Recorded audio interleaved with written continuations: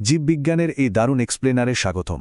আজ আমরা এমন এক চমৎকার মাইক্রোস্কোপিক যাত্রায় বের হব যেখানে জীবনের একেবারে মূল ভিত্তিগুলো আমাদের চোখের সামনে পরিষ্কার হয়ে যাবে।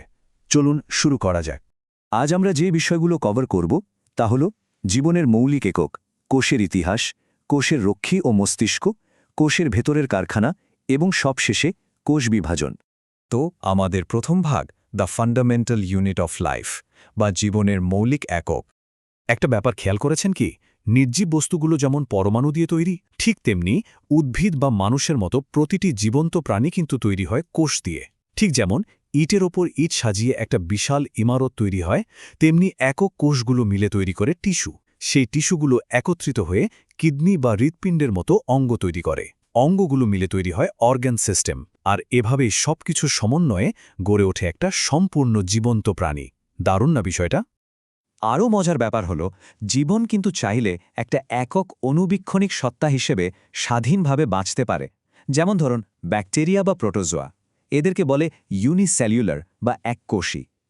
আমার উল্টো দিকে উদ্ভিদ বা আমাদের মতো মাল্টিসেলুলার বা বহুকোষী প্রাণীতে লক্ষ লক্ষ বিশেষায়িত কোষ একসাথে একটা বিশাল মাল্টিপ্লেয়ার নেটওয়ার্কের মতো কাজ করে।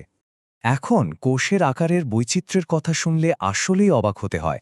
একদিকে আছে পৃথিবীর সবচেয়ে ছোট কোষ, অতি ক্ষুদ্র মাইকোপ্লাজমা ব্যাকটেরিয়া, আবার অন্যদিকে উট পাখির বিশাল ডিম। হ্যাঁ, এটাও কিন্তু একটা কোষ, যা আমাদের পরিচিত সবচেয়ে বড় কোষের উদাহরণ। সাইজের এই তফাৎটা একবার ভেবে দেখুন। আচ্ছা, এবার আসা যাক আমাদের দ্বিতীয় ভাগে, হিস্ট্রি অফ দ্য সেল বা কোষের ইতিহাস।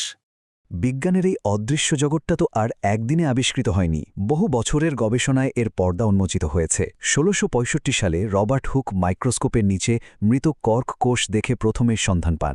এরপর ১৬৭৪ সালে লিওয়েন হুক প্রথম জীবিত কোষ পর্যবেক্ষণ করেন। ১৮৩১ সালে রবার্ট ব্রাউন আবিষ্কার করেন নিউক্লিয়াস। এর কিছুদিন পর ১৮৩৯ সালে পরকিনজি প্রোটোপ্লাজমের নামকরণ করেন। আর ফাইনালি ১৮৫৫ সালে রুডলফ ভিরচো প্রমাণ করে দেখান যে কোষ বিভাজনের মাধ্যমেই আসলে পুরানো কোষ থেকে নতুন কোষের জন্ম হয়। এবার আমাদের তৃতীয় ভাগ, বডিগার্ডস অ্যান্ড ব্রেন, কোষের সীমানা ও নিয়ন্ত্রণ কেন্দ্র। কোষের ভেতরেই ঢুকলেই প্রথমে চোখে পড়বে এর কড়া পাহারাদার সেল মেমব্রেন। এটি একদম একটা বাছাইকারী বডিগার্ডের মতো কাজ করে। প্যাসিভ ট্রান্সপোর্টের সময় এটি বিনা শক্তিতেই উচ্চ ঘনত্বের জায়গা থেকে নিম্ন ঘনত্বের দিকে জিনিসপত্র প্রাকৃতিকভাবে যেতে দেয়। কিন্তু অ্যাক্টিভ ট্রান্সপোর্টের ক্ষেত্রে বিষয়টা উল্টো। তখন এটিপি শক্তির সাহায্যে জোর করে পদার্থের প্রবাহকে নিম্ন থেকে উচ্চ ঘনত্বের দিকে ঠেলে দেওয়া হয়। এই যে তরল চলাচলের অভিস্রবণ বা অসমোসিস প্রক্রিয়া, এটা কিন্তু জাদুর মতো কাজ করে।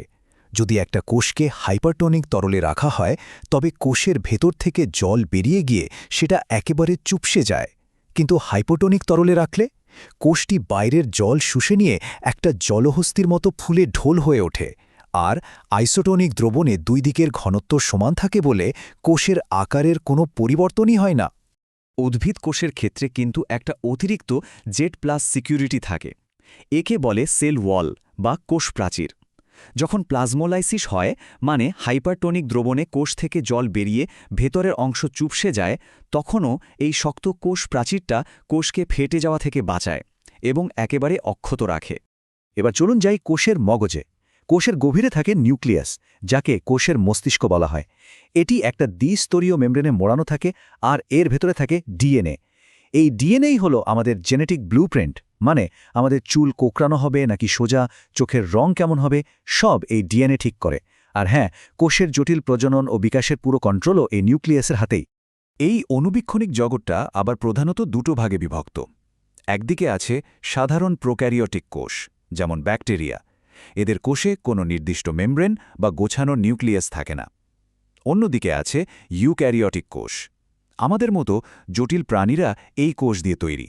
এদের একটা খুব সুন্দর সুসংগঠিত নিউক্লিয়াস আর মেমব্রেনযুক্ত জটিল অর্গানেল থাকে।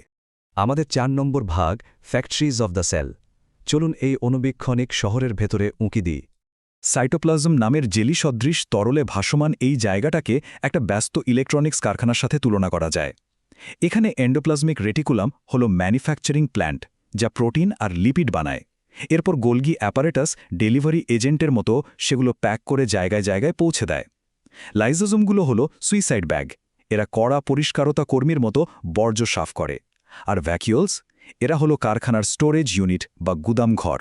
এত বড় একটা কারখানা চালাতে তো শক্তি লাগবে, তাই না?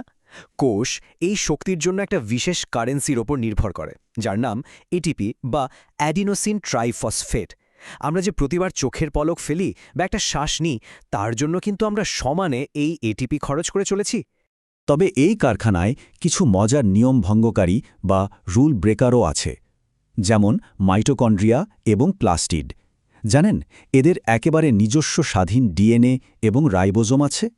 মাইটোকন্ড্রিয়া হল পাওয়ার হাউস, যা এটিপি বা শক্তি তৈরি করে। আর প্লাস্টিড, যেমন ক্লোরোপ্লাস্ট, এটা শুধু উদ্ভিদ কোষেই থাকে আর সালোক সংশ্লেষণে বিরাট ভূমিকা রাখে। আমাদের শেষ ভাগ, ডিভিশন অফ দ্য সেল, কিভাবে এক থেকে অনেক হয়, চলুন সেটাই দেখি। জীবনের বৃদ্ধি, বংশবৃদ্ধি বা ধরুন কোথাও কেটে গেলে সেই ক্ষত সারানোর জন্য একটা মাতৃকোষকে অবশ্যই কোষ বিভাজনের মধ্যে দিয়ে যেতে হয়। এই প্রক্রিয়ার মাধ্যমেই তৈরি হয় সম্পূর্ণ নতুন এবং স্বাধীন অপত্য কোষ। এভাবেই কিন্তু আমাদের ছোটখাটো কাটাছেঁড়াগুলো জাদুর মতো সেরে ওঠে। এখানে মাইটোসিস আর মিওসিসের পার্থক্যটা বোঝা খুব জরুরি। মাইটোসিস আমাদের শরীরের সাধারণ বৃদ্ধির জন্য কোষগুলোকে একেবারে নিখুঁতভাবে কপি বা ক্লোন করে আর ক্রোমোজোম সংখ্যা একদম হুবহু এক রাখে। কিন্তু মিওসিস ঘটে শুধু প্রজননের সময়। এটি নতুন কোষ তৈরি করার জন্য ক্রোমোজোমের সংখ্যা ঠিক অর্ধেক করে দেয়। পুরো এক্সপ্লেনারের শেষে এসে একটা কথা ভাবলে সত্যি অবাক হতে হয়। প্রতিটি জীবন্ত প্রাণী, মানে আমরা সবাই, একটা একক অণুবীক্ষণিক ইউনিটের মাধ্যমে তৈরি, যা প্রতিনিয়ত নিজেকে কপি করে চলেছে। পৃথিবীতে জীবনের এই যে অবিরাম পুনর্জন্ম, তার ওপর এই ছোট্ট অদৃশ্য কারখানাটার কতখানি ক্ষমতা একবার ভেবে দেখুন তো। যদি ভিডিওটি আপনাদের ভালো লাগে তাহলে অবশ্যই একটা লাইক দিন, চ্যানেলটি সাবস্ক্রাইব করে পাশে থাকুন, আর এই ভিডিওটি শেয়ার করে আপনার বন্ধু ও পরিবারের কাছেও পৌঁছে দিন। আপনাদের একটি ছোট্ট সাপোর্ট আমাদের আরও ভালো ভিডিও বানানোর অনুপ্রেরণা দেয়। ধন্যবাদ সবাইকে।